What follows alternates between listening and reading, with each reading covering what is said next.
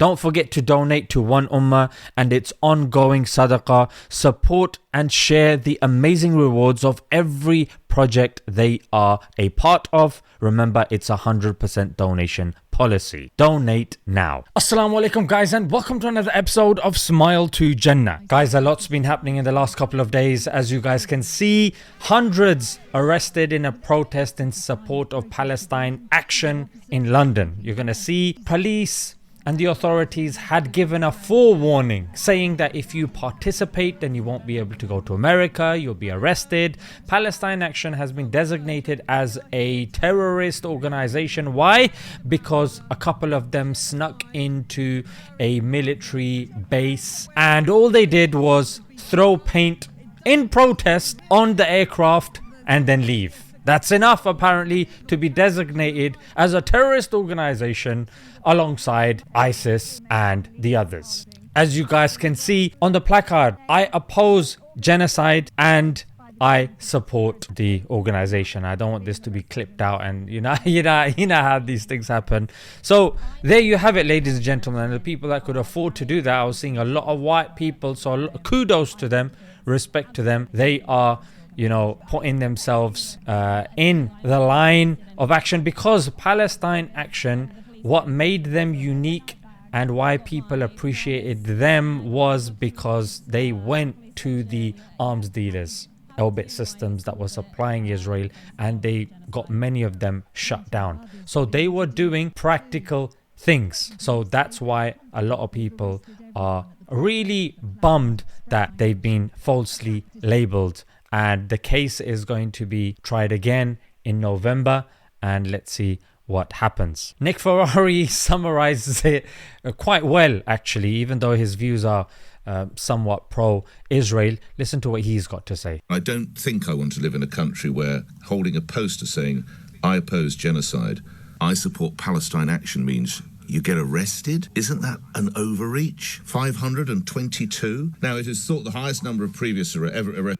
The 522 that he's referring to are people that have been arrested. It's the most. Previously by the Met. Met. The only other one he's going to tell us. In 1990, that came in at 329. Now, there was a degree of violence both among the protesters and among the police, so it was very different. In the instance on Saturday... Absolutely, completely different. Yeah, it's called the poll tax riots. Yeah, and still not that many were arrested as were arrested with the Palestine Action demonstration. And you guys saw people were just sitting down, holding placards. And then the opposing side are saying, yeah, two-tier policing. Yeah, people are getting arrested for Union Jacks. As you can see, look in the comment. And there's an adequate response. Who? When? Where? Doesn't exist. These people just make stuff up. They don't fact check these things. They're just being fed by the uneducated bums like Tommy Robinson coming along and adding fuel to the fire, saying, you know what?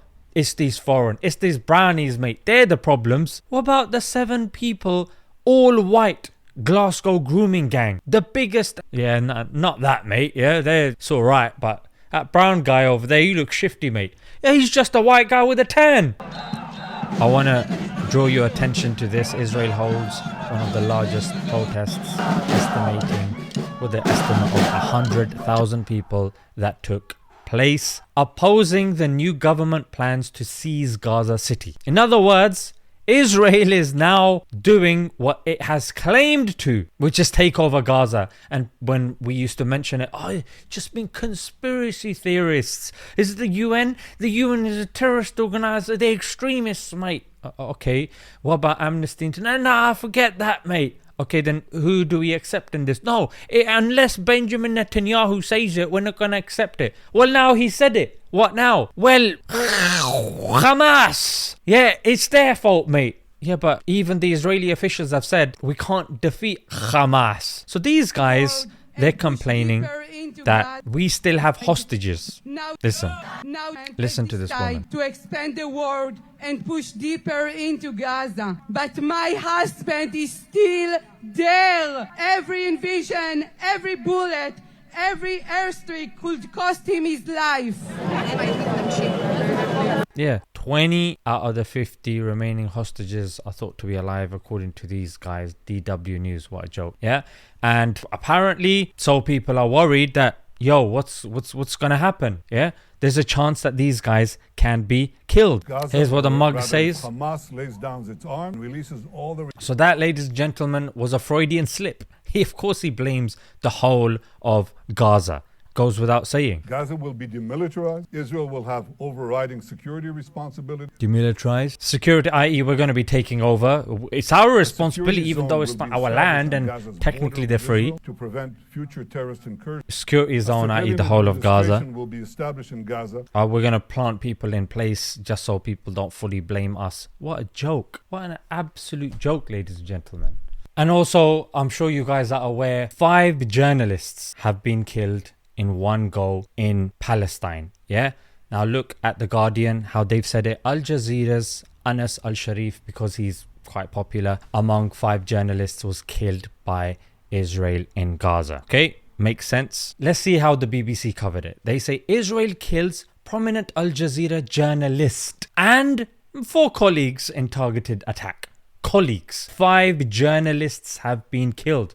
Not 1 journalist and 4 colleagues. It's a really snidey, slimy way of again taking ownership away from Israel. Let's look over here. Al Jazeera condemns assassination of its journalists in Gaza. Sky, again, very obscure headline. Who killed? And they've got assassination in quotation marks. How many journalists are there? Who's killed them? Look, Anas al-Sharif, 28, died. When it comes to Israelis, it's always they've been murdered, they've been killed. But when it comes to Palestinians, oh, he just died. Like it just happened by itself. He clearly did not just die. It didn't just happen. Israel perpetrated it.